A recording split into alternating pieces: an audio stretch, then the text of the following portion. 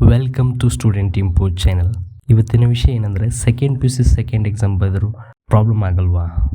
ತುಂಬ ಸ್ಟೂಡೆಂಟ್ಸ್ ಕೇಳ್ತಾ ಇದ್ದಾರೆ, ನಾವು second P U C second ಎಕ್ಸಾಮಲ್ಲಿ ನಾವು ಕಡಿಮೆ ಸ್ಕೋರ್ ಮಾಡಿದರೆ ಅದೇ ಮಾರ್ಕ್ಸ್ ಕನ್ಸಿಡರ್ ಆಗುತ್ತಾ? ಈ ವಿಡಿಯೋ ಸ್ಕಿಪ್ ಮಾಡದೆ ಕೊನೆವರೆಗೂ ನೋಡಿ, ನಿಮ್ಮೊಂದು ಕ್ಲಾರಿಟಿ ಸಿಗುತ್ತೆ. I will show with proof. This is the first exam result of second P U C. ಇವೊಮ್ಮೆ ಈ ಮಾರ್ಕ್ಸ್ ಕಾರ್ಡ್ ನೋಡಿ. This is the third exam result of second P U C. Second exam ಬರೆಯೋಕ್ಕಾಗಲಿಲ್ಲ, ಇದಕ್ಕಂದ್ರೆ second K C T preparation ಮಾಡ್ತಾ ಇದ್ದ ಹುಡುಗ, ಅದಕ್ಕೆ attend ಆಗೋಕ್ಕಾಗಲಿಲ್ಲ. Third exams ಕೂಡ ಅವ್ನು ಅಬ್ಸೆಂಟ್ ಆಗಿದ್ದಾನೆ, ಅವನು ಅಟೆಂಡ್ ಆಗಿಲ್ಲ. ಬಟ್ ಅಲ್ಲಿ ಆ ಎಕ್ಸಾಮ್ ಏನು ಅಟೆಂಡ್ ಆಗಿದ್ದಾನೆ, ಎಕ್ಸಾಮ್ ಅವನು ಏನೊಂದು ಸಬ್ಜೆಕ್ಟ್ ತೊಗೊಂಡಿದ್ದಾನೆ ನೋಡಿ, ನಾಟ್ ಕಂಪ್ಲೀಟ್ ಅಂತ ತೋರಿಸ್ತಾ ಶೋ ಆಗ್ತಾ ಇದೆ ಅಲ್ಲ. ಅಂದರೆ ನೀವು ಫಸ್ಟು ಸೆಕೆಂಡ್ ಎಕ್ಸಾಮ್ ಮೂರು ಕೂಡ ಆ್ಯನ್ಯುವಲ್ ಎಕ್ಸಾಮ್ಸೇ, ಸಪ್ಲಿಮೆಂಟ್ರಿ ಎಕ್ಸಾಮ್ ಇಲ್ಲ. ಈಗ ನೀವು ಫಸ್ಟು ಸೆಕೆಂಡ್ ಎಕ್ಸಾಮ್ ಈ ಮೂರು ಪಡೆದರೂ ಕೂಡ ಅದರಲ್ಲಿ ಯಾವುದು ಹೈಯೆಸ್ಟ್ ಮಾರ್ಕ್ಸ್ ಇರುತ್ತಲ್ಲ ಅವೇ ಕನ್ಸಿಡರ್ ಆಗುತ್ತೆ. ನೀವು ಅಟೆಂಡ್ ಆಗಲಿಲ್ಲ ಪರವಾಗಿಲ್ಲ, ನಾಟ್ ಕಂಪ್ಲೀಟ್ ಅಂತ ಬರುತ್ತೆ.